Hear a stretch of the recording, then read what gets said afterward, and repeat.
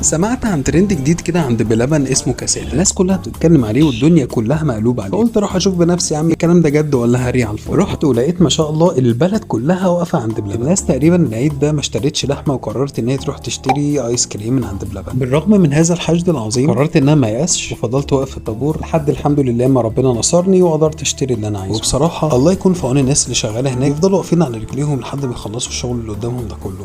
جهزنا كل حاجه اهو، اما نشوف بقى اللي بيتقال حقيقي ولا خيال. والله حلوه الغنيوه اللي انت بقى على بسه. كيس المكسرات ده احنا هنكمل عليه برضو. هو تقريبا الاسعار يعني انا مش متذكرها بالظبط، هسيبها لكم على الفيديو، بس هو الفرق بين الاثنين مش كبير. المفروض ان دي فيها اشطوطه وكاساته وفاهم كل حاجه، فانا لقيت ان الكاساته كلها مجمعه في حاجه اسمها الحاجه الذهبيه، مش فاكر الطبق الذهبي حاجه كده. قلت يلا نجيب كله على بعضه. هو ده الطبق، ده اللوتس، ده اشطوطه تقريبا، ده الكاساته ما اعرفش. احنا هنجرب دلوقتي. مش كان ان في ناس كتير قعدت تنتقدها، فاحنا مش عارفين، هنشوف.